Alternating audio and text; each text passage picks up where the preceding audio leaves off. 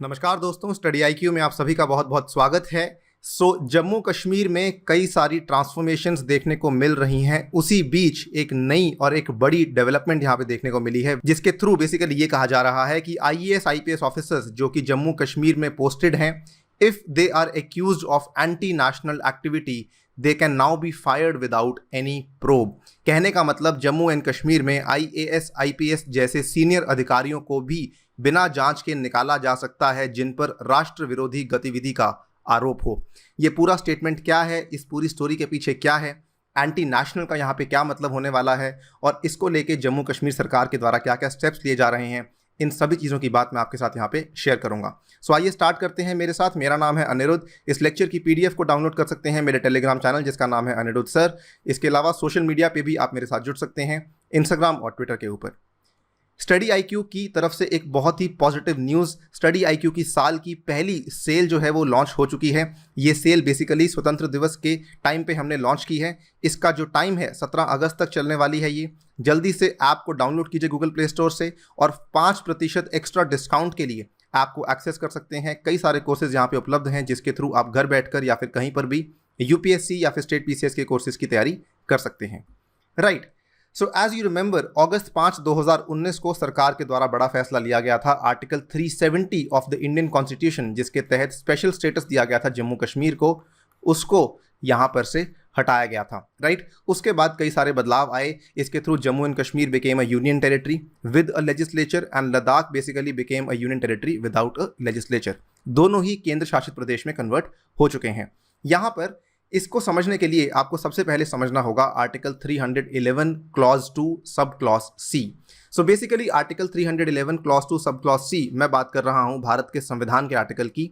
ये बेसिकली ये कहता है कि कोई भी गवर्नमेंट ऑफिशियल, कोई भी सरकारी कर्मचारी, कोई भी सरकारी अधिकारी, ही कैन बी डिसमिस्ड और रिमूव्ड फ्रॉम सर्विस और reduced in rank in the absence of an inquiry except in circumstances where the president or the governor, as the case may be, is satisfied in the interest of the security of the state, it is not expedient to hold such inquiry। ठीक है। कहने का मतलब यहाँ पर किसी भी सरकारी अधिकारी को आप डिसमिस कर सकते हैं, आप उसको रिमूव कर सकते हैं या फिर उसको उसका रैंक जो है वो कम कर सकते हैं in the absence of an inquiry except in circumstances. यानी कि मोस्टली तो आप इनको बिना इंक्वायरी के यहाँ से नहीं निकाल सकते। एक जांच करनी पड़ती है जिसको कि आप प्रोब बोल सकते हैं, इंक्वायरी बोल सकते हैं। ठीक है। इस जांच के बगैर आप किसी भी गवर्नमेंट ऑफिशियल को यहाँ पर इस तरीके से रिमूव नहीं कर सकते, डिसमिस नहीं कर सकते। लेकिन एक एक्सेप्शन दी गई है, अगर प्रेसिडेंट को या फिर गवर्नर को लगता है कि यहाँ पर इंक्वायरी होल्ड करनी ज़रूरी नहीं है because security of the state दांव पे लग रही है, तो उस केस में इंक्वायरी होल्ड करने की आवश्यकता नहीं होती। बट ये एक्सेप्शन वाला केस बहुत ही कम होता है। अक्सर किसी भी सीनियर अधिकारी को, स्पेशली आईएएस आईपीएस अफसरों को रिमूव करने के लिए एक जांच की ज़रूरत पड़ती ही पड़ती है। मैंने आपके लिए समअप करके यहाँ पे लिखा है, government officials could be removed or dismissed from service earlier but not without an inquiry. अब आपको बता दूं कि जब तक जम्मू कश्मीर के पास स्पेशल स्टेटस का प्रावधान था आर्टिकल 370 के तहत, तब तक ये वाला आर्टिकल जम्मू कश्मीर पे लागू नहीं होता था। लेकिन अब क्योंकि 370 हट चुका है तो आर्टिकल 311 क्लॉज 2 सब क्लॉज सी जम्मू कश्मीर के ऊपर लागू होता है। आपको मालूम होगा आईएएस आईपीएस या फिर और भी अन्य सरकारी नौकरियां लोगों को चाहिता क्यों होती हैं, बिकॉज यहाँ पर एक सिक्योरिटी आपको मिलती है। आपको हटाना इतना आसान नहीं होता। Once you get selected, once you are into the government, आपको हटाना काफ़ी मुश्किल होता है। ठीक है।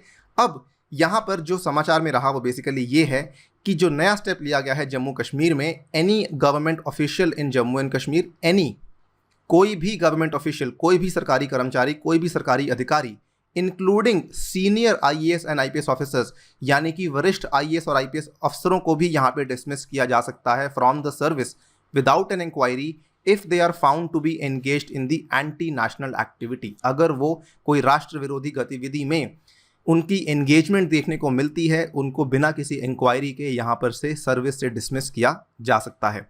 इसके लिए एक थॉरो बैकग्राउंड चेक किया जाएगा of the government officials, it will be undertaken. और यही नहीं, इंपॉर्टेंट टू नोट ये भी है कि केवल ऐसा नहीं कि जब ये ऑर्डर पास किया गया है इसके बाद यहाँ पे इंक्वायरियाँ शुरू होंगी, इसके पहले भी अगर आपको लगता है कि अगर गवर्नमेंट को यहाँ पे लगता है कोई भी इंसान आईएएस आईपीएस ऑफिसर मिला के they have been involved in anti-national activities even in the past, उसको भी हम यहाँ पे डिसमिस कर सकते हैं। इस बैकग्राउंड चेक के लिए एक और वर्ड होता है जिसका नाम होता है antecedents check.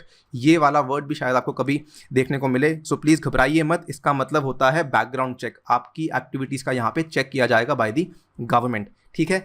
Meaning of anti national समझाने के लिए एक आईपीएस ऑफिसर हैं जो कि पोस्टेड है जम्मू कश्मीर में। उन्होंने बेसिकली एक अनौपचारिक तरीके से कहा है कि anti national activities could include actions which are perceived as endorsing और प्रोमोटिंग मिलिटेंसी, यानी कि या तो आप उग्रवाद को प्रोत्साहन दे रहे हैं या फिर आप उसको सपोर्ट कर रहे हैं, किसी भी तरीके से सहयोग कर रहे हैं, इसको हम एंटी नेशनल एक्टिविटीज़ के दायरे में मान सकते हैं।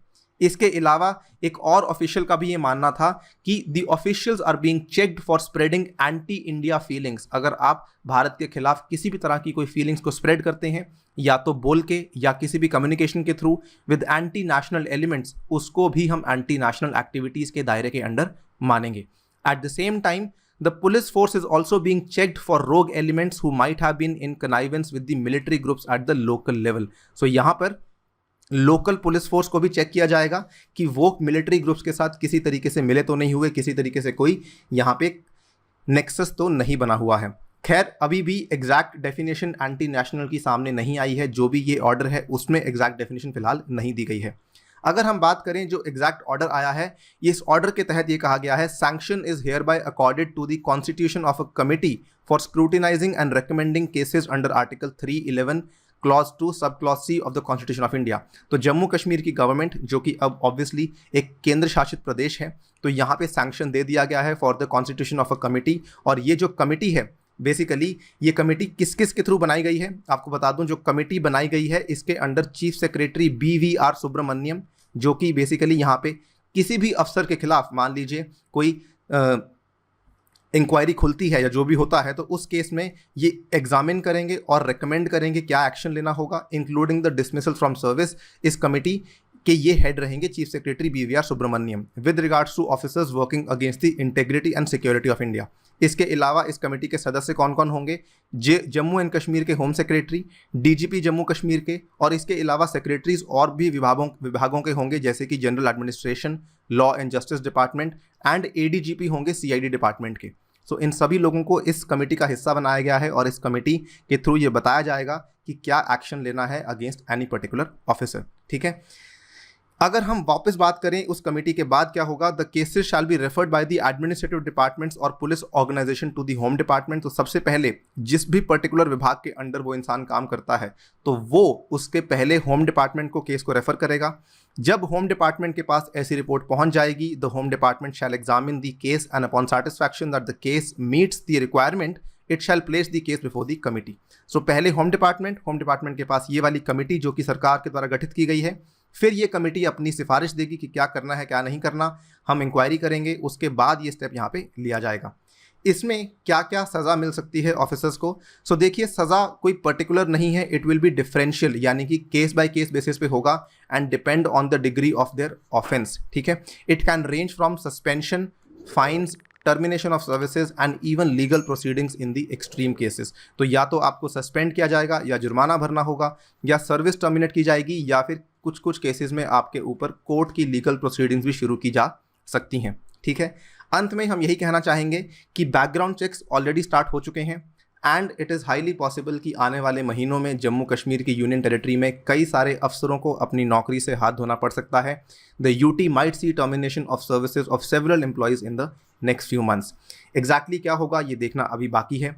इसी के साथ आपसे विदा लेता हूँ। Thank you for listening, stay tuned and stay safe.